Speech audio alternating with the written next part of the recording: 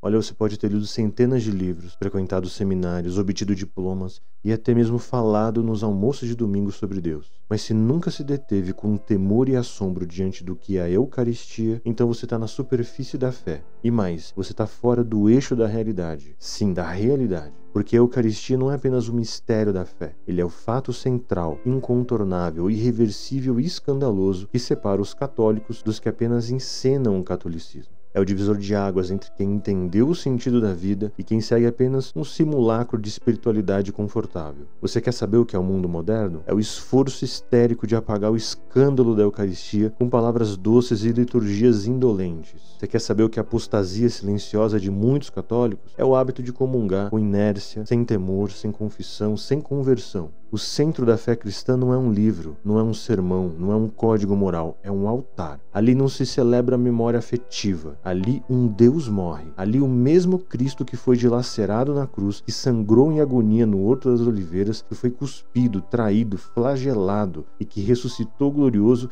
está presente, inteiro, real, substancialmente, sob a aparência do pão. Isso não é uma metáfora, não é poesia litúrgica, não é uma ideia elevada para corações sensíveis. É fato, e esse fato se chama transubstanciação. Palavra mal compreendida, mal ensinada e muitas vezes deliberadamente esquecida nas catequeses pasteurizadas de nossas paróquias. Mas sem compreendê-la não se entende nada da missa, nada de igreja, nada da fé católica. Na filosofia aristotélico-tomista, substância é aquilo que uma coisa é em si mesma. Acidente é aquilo que a coisa tem, cor, sabor, tamanho, textura. Na Eucaristia, a substância do pão e do vinho desaparece, e no lugar está Cristo. Mas os acidentes permanecem, sabor de pão, cor de pão, forma de pão. Não se trata de opinião, se trata da própria definição dogmática da Igreja. Quem nega a transubstanciação não crê na Eucaristia. Quem reduz a presença de Cristo a um símbolo nega a encarnação. Quem comunga sem discernir o corpo do Senhor, come e bebe a própria condenação. Isso, por mais duro que soe,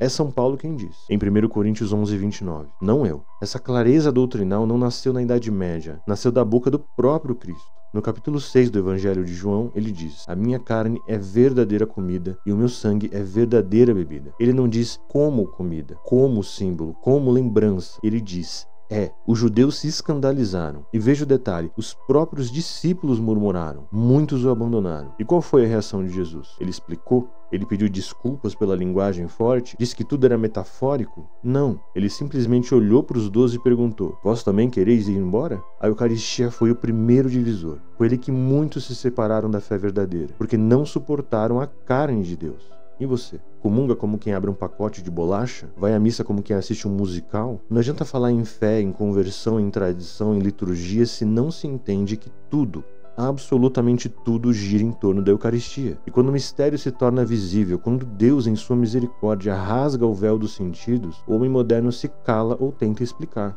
Um dos sinais mais eloquentes e perturbadores foi o milagre de Buenos Aires, ocorrido em 96.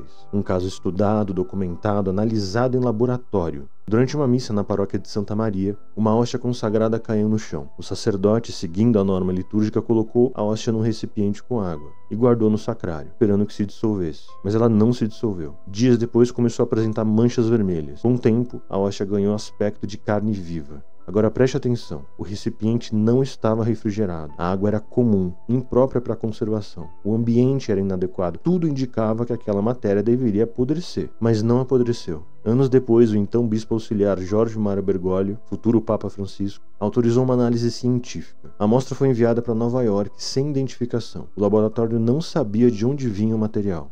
E o resultado? Tecido humano. E de todos os lugares que esse tecido poderia ser, ele é especificamente do coração, miocárdio esquerdo, a parte que bombeia o sangue. Leucócitos vivos, o que indica que o tecido estava ativo, não apenas vivo, mas em sofrimento, como alguém em agonia. E o tipo sanguíneo, AB. O mesmo encontrado em todos os milagres eucarísticos investigados. O mesmo do Sudário de Turim. E isso, meus queridos, não é matéria de piedade, é matéria de juízo. Porque se isso é verdade, e então o mundo mudou. Ou pelo menos deveria mudar. A igreja não é uma instituição moral, não é um clube de gente de bem. Ele é o corpo místico de Cristo. E esse corpo se alimenta do próprio Cristo, Quem comunga indignamente não está desrespeitando uma norma, ele está profanando o altar, ele está mastigando o cordeiro com a alma morta. A Eucaristia é o coração de Deus rasgado, entregue, ignorado, mastigado e raramente adorado. Não adianta ter devoção a Nossa Senhora se você trata a missa como um momento social. Não adianta você rezar o terço se você comunga em pecado mortal. Não adianta defender a tradição se você despreza aquele que é o fundamento da tradição. Você quer saber o estado de saúde de uma paróquia? Veja como é celebrada a missa, veja como é tratado o altar,